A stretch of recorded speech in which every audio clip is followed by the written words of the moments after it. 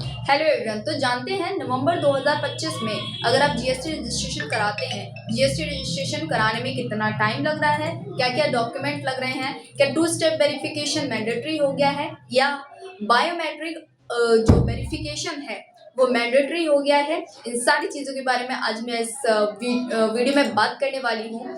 तो फर्स्ट, जो टाइमिंग है जीएसटी रजिस्ट्रेशन कराने की वो बढ़ चुकी है। पहले क्या होता था, 7 to 15 डेज में आपका जीएसटी आ जाता था। मान लीजिए आपने अप्लाई किया है, आपका GST within 15 days, max to max 15 days में आ जाता था। बट अभी पॉलिसीज बिल्कुल चेंज हो चुकी हैं। फर्स्ट, बायोमेट्रिक जो ऑथेंटिकेशन है, मतलब जो आपका बायोमेट्रिक डिवाइस है जिससे आपका थंब स्कैन होता है, वो करवाना मैंडेटरी हो गया है। पहले क्या था, केवाईसी के थ्रू हो जाता था, एक हाइपर करके लिंक आता था, उससे हो जाता था। तो आपको कहीं जाने की जरूरत नहीं होती थी, बस आपके मोबाइल से आधार कार्ड लिंक होना चाहिए था, एक ओटीपी आती थी एंड वेरीफाई हो जाता था। बट इन नाउ डेज ऐसा पॉसिबल नहीं है। आपको जीएसटी सुविधा केंद्र में विजिट करना पड़ता है और उसके साथ में वहां पर अपने प्रॉपर फिजिकल डॉक्यूमेंट वेरिफिकेशन भी मांगते हैं।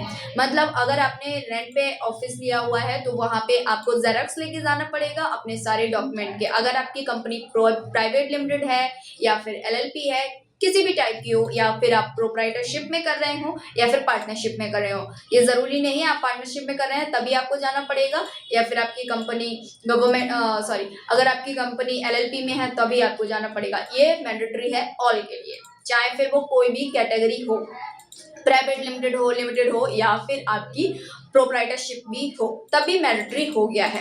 आपको फिजिकल वेरिफिकेशन के लिए जाना पड़ेगा, जेरॉक्स लेके जाना पड़ेगा। अब जेरॉक्स में बात करते हैं क्या क्या डॉक्यूमेंट आपको लेके जाना पड़ते हैं जीएसटी सुविधा केंद्र में विजिट करने के लिए। और उसके बाद जब आपका वेरिफिकेशन हो जाता है कंप्लीट, तो कितना टाइम लगता है आपका जीएसटी आने में।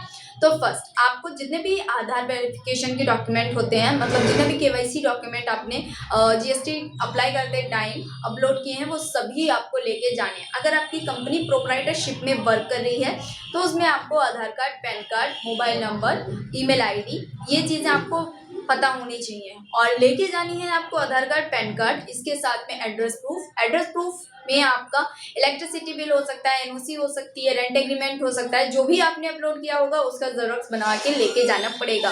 साथ में एक पासपोर्ट साइज फोटो भी आपको ले जाना पड़ेगा, जिसमें 2 फोटोज लेके जाने हैं।